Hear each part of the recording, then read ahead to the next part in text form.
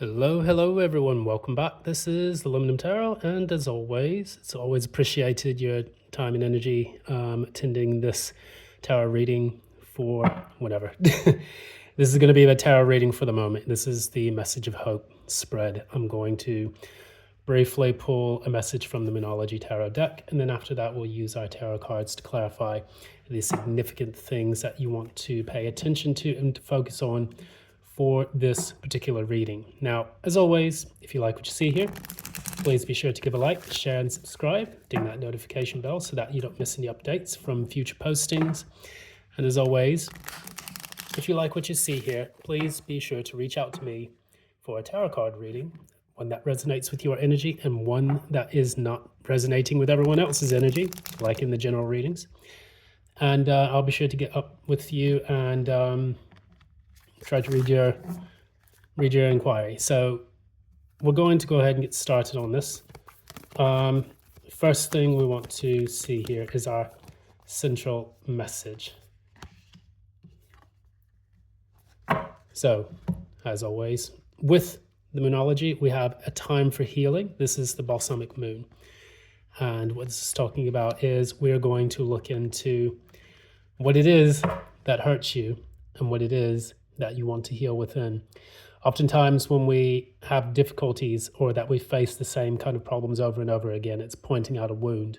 This is a very Chironic type of energy that I'm feeling here. You know, Chiron was the centaur in Greek mythology who was a master of many things: martial arts, healing, medicine, things of that nature, military strategy. And he was wounded by a poison arrow. And what this did is that it created a wound that he himself, with all of his talents and strengths and gifts, could not heal himself. And it eventually led him to unalive himself, if you want to call it that, leading himself to become a constellation within the stars. While it's a very tragic story, it is the story of people who must heal things within themselves, no matter how difficult or painful it may be. And sometimes what it does is it points out to a wound that is reoccurring within our lifestyle, or within our lifetime, sorry. And while these things can be very challenging to deal with, they do give us respite and also the ability to move forward whenever we can overcome that issue. So say, for example, you have relationship issues where you attract really negative people. It's highlighting something within yourself, potentially a lack of self-worth, potentially low self-esteem, absentee parents, things of that nature, which you're being forced to see in this lifetime in order to understand how to overcome that lesson. So I'm going to go ahead and look into your healing message. I'm going to shuffle the cards, pull out 6 cards, and then we'll go from there. Moment. Show us the message of healing for the collective. Please show us a message of healing for the collective. What are some things they can focus on? What is the message for the collective? Let's go. First message.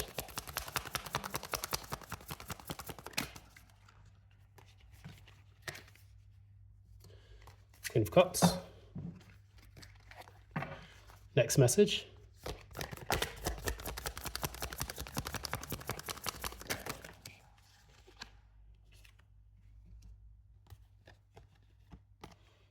Ten of Cups, 7 of Swords. Great. Third message. You got the 7 and the 8 of Cups. Quite interested in that. Fourth message. I want my thumb thimble to stay on.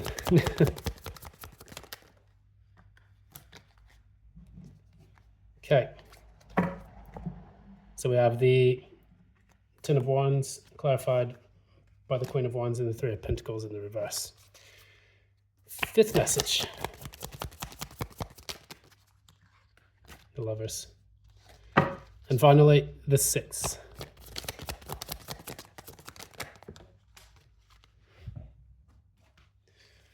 got the Hierophant.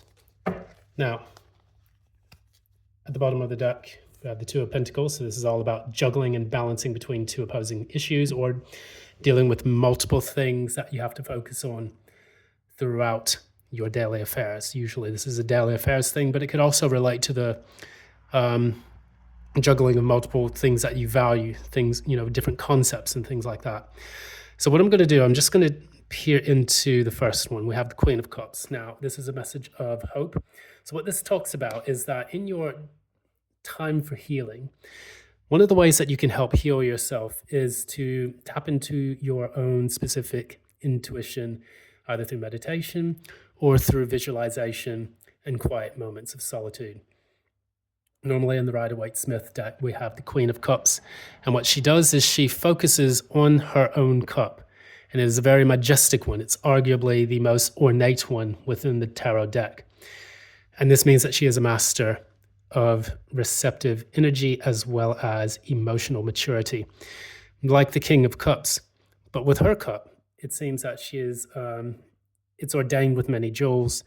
It shows just how precious your emotional energy really is. And this is not something that I remember anyone mentioning, but this is just kind of my own personal take on it. The Queen of Cups, chalice is by far the most decorative and the most, ornate one within the deck. And that shows that when you are able to tap it within yourself, to understand your emotions, to reflect on the things of your past, because cups can represent the past as well. It talks about understanding just how important and key they are to the healing process. And since we're relating everything to the central card, which is the time of healing, that's what I see coming from this Queen of Cups. If you're in a time of healing at this particular moment, take some moments out to reflect on things like gratitude. Do I feel happy about what's going on in my life? What are some of the things that I can appreciate that have taken place in my life? And with that kind of thing, you can allow your cup to overflow with new energies that will come in. Understand that the efforts that you make in order to become whole again and full again, even after a time of difficulty, they will only increase the more you focus and you reflect and meditate on the positive and good things that have come into your life. I can tell you my own story about that, in a very, very soon to come, YouTube video. So that's the Queen of Cups I see here. We're going to move clockwise here to cover all the messages. Next, we have the Ten of Cups and the Seven of Swords in the reverse.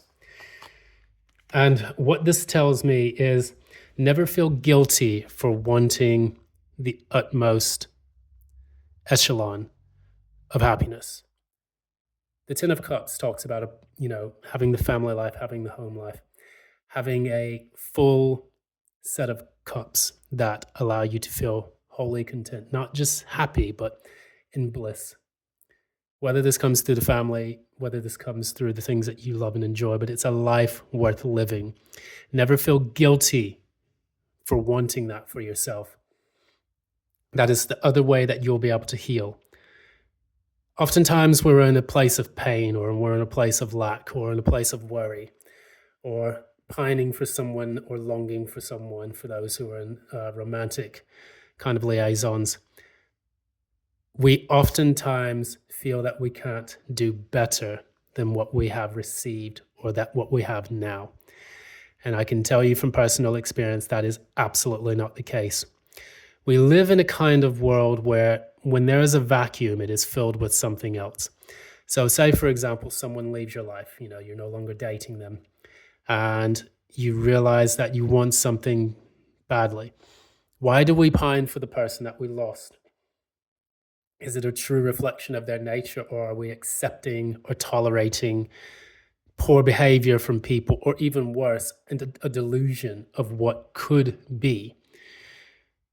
You deserve to have something that genuinely makes you happy, and it must be positively reflected in the actions of people around you. Now, whether or not this, when you feel that you are undeserving of love or that you will have to settle for whatever comes your way, that is kind of what that Seven of Swords in the reverse represents to me. It is a feeling of guilt. Well, this is the best I can get, so let's just take that and move on. What these two cards are telling you is that that is not the case. You deserve nothing but the best. And when you are through a process of healing, you have to reflect on your Ten of Cups, what would make you happy. But it must be internal understandings of your happiness and not externalized or projected onto someone or something outside of yourself. This is the only way that you'll be able to form that foundation for a healthy, positive relationship, or even when it comes to work or anything else. Whatever it is that you have within your mind that you do want to visualize as your Ten of Cups, don't feel guilty for wanting it. Next, we have the Hierophant. And the Hierophant is a very interesting thing here because we have the cross keys, which is very famous across many pubs across the UK, especially in London. But the cross keys represent the keys to the universe. And the Hierophant is essentially the person who is the bridge between heaven and earth. Also, we have, with the Hierophant, we have the triple cross here. It could, in many ways, represent Father, Son, and Holy Spirit. It could represent I am, I will, I create. You can see the three reflected here, but also on the crown as well. The 3 and then the 5. And of course, the Hierophant's number is number 5. Now, what this is telling us is that we are learning these lessons. Like, say, for example, we have a very difficult situation in which we have been hurt, we have been wronged, we have been challenged by the things that happen in life. One of the things that I personally am working on is to try to make sure that when I see something or experience something that is very painful, very difficult, I have to see it as a lesson. And secondly, that better things are to come, because what the Hierophant does is it makes this symbol here, which is also in the Ten of Swords, and it represents these things are a blessing, and furthermore, everything will be okay. So it's a reassurance that you will be all right despite the painful situation that you've gone through. When you are healing, try to look at your situations as not necessarily, why is this happening to me? But now that this has happened to me, what have I learned from it? And how do I accept it and integrate it into myself so that I can move forward with more positivity in my life? So say, for example, like when I had an issue where I lost my job, I was constantly going through the emotions of why did this happen to me? Why did I get targeted? And then when I started to look into the Hierophant's message, it was about, number one, your talents are needed elsewhere. And that came true. And furthermore, it showed me that you were able to uphold your own self-worth, leading to something more positive, which also did happen for me. Think about it in the terms that when you have, like, say, for example, you lose a boyfriend or girlfriend, husband, wife, whatever, something bad happens to you at work, you always feel like you have low self-esteem about certain things in your life. What are these negative situations teaching you? What is the lesson that you can gain in order for you to shift into an era of gratitude for those things happening because they have strengthened your position to date? A very, very, very welcome source for that is Rich Lott. His tarot channel is very, very wise and knowledgeable about transmuting the process of pain and heartache into something better, which is the Philosopher's Stone, as I call it, turning lead into gold. And by doing this, you can increase the abundance that comes into your life by allowing yourself to transmute the heaviness of the negative experience into something light and joyful, which in Egyptian terms, in Kemetic sciences, it's about the weighing of the heart. Amuman, eating the heart that is too heavy, and allowing those to pass whose heart is light because they have not held on to things that, bind them to negative energy. Moving forward, we're going to go into the lovers. For this message of hope, we talk about two things. The lovers. The lovers can be a symbol of allowing yourself to feel connected in mind and body, or connected to something that you're passionate about. But also, the lovers used to be known as the choice card because it was about making a head over heart decision or a choice between two things that will lead to something a bit more positive. Now, in this, what I see you doing is I see you actually moving into trusting your gut when it comes to making healthier choices in the future. So because this is a time for healing, the lovers are normally guided by Angel Raphael, which helps to preside over their decision-making process, between the Adam and Eve figures. The male and female energies, the yin and yang, positive and negative, all those things that flow and flux within your life are the things that allow you to receive those lessons, because you have the Hierophant, and then right after the Hierophant comes the lovers, which is card number 6, if I'm not mistaken. So that flows from the lesson into the decision that you make based on that lesson. So it's telling us, in order for us to heal, the choices that we make based on those past experiences, once we learn the lesson from them, we can make healthier choices in the future, ones that will actually lead us to a better place in our life. Trusting our intuition, Queen of Cups, and always centering ourselves around our Ten of Cups and not feeling guilty for that or not sabotaging ourselves in that. That is what's going to allow us to make healthier choices, not just for ourselves, but also those that are united in head and mind, and head and heart. Sorry about that. So additionally, it can point to, sometimes, we have the Lovers card when it comes to relationship matters. So it's about connecting to someone that you genuinely have a strong desire for. And also to allow yourself to be yoked, to be united with things that resonate with your Ten of Cups. And those Ten of Cups are always based on the lessons that we've learned in the past. Say, for example, you're a person who chases money, and then you realize, over time, the difficult lesson that you've had throughout your life is that you've lacked money, you've been poor. It's because of the poverty mindset. Once you're able to release that, then that's when the abundance comes back in. You're not focusing on lack. Therefore, your Ten of Cups is not lack. It is abundance. And that's what the Ten of Cups represents. Making healthier choices. Now, we're going to move on to the next part. This is going to be a tricky reading here, because what I want to do is focus on this Ten of Wands. Ten of Wands is clarified by the Three of Pentacles and the Queen of Wands in the reverse. So, Queen of Wands in the reverse normally talks about a person who lacks the confidence to do something. Sometimes they can be very emotionally upset or irritated by the things that happen in their lives, because they're not able to attract in that which they desire, desire being that of the wands. So wands are also action. So it's about not being able to fulfill those actions that you need, because you feel Three of Pentacles in the reverse, that people are not cooperating with you to help you to get to those periods and times. When we have this, we end up feeling like we're in the Ten of Wands energy.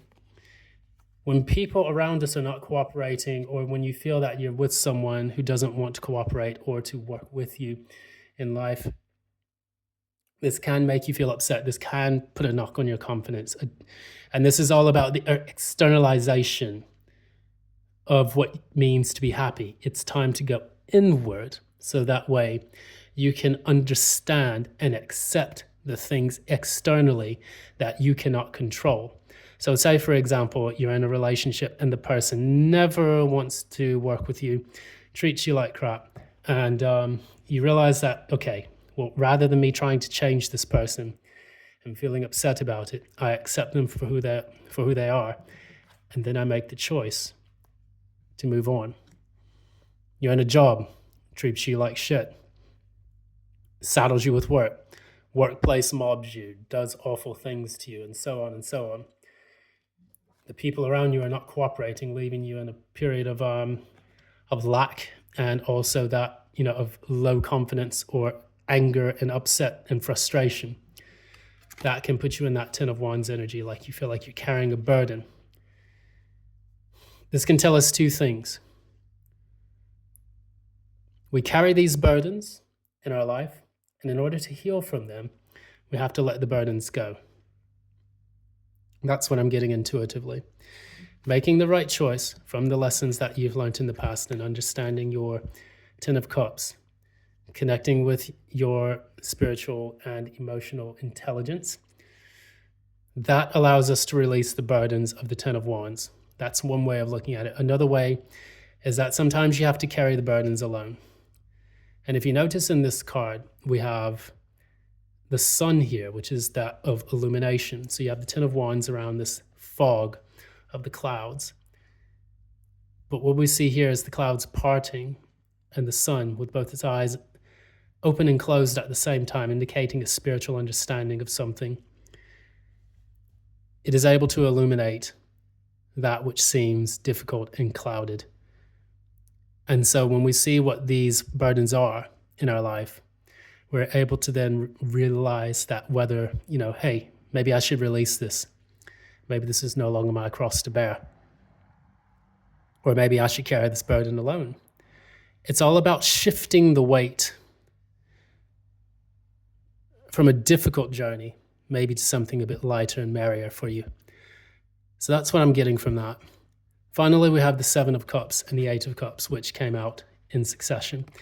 Quite an interesting combination here. You have the 7 and 8, which equals 15. 15 of Cups deduces down to 1, 5, 6.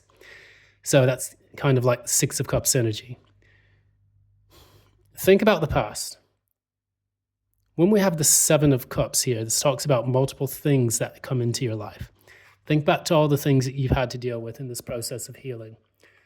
What were the positive things that you remember, and what were the negative things? Because this indicates many, many options that can have good things and bad things within them. There's a serpent, there's a hat, there's a crown, there's a diamond, there's a dragon. There's many, many different kinds of things that you can choose. And we go back to the Lovers. Lovers and the 7 of Cups.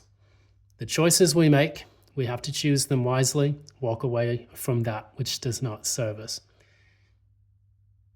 Now, in the 8 of Cups, we see the moon here. So we have a card with the sun, which is the 10 of Wands. We have the 8 of Cups, which has the moon.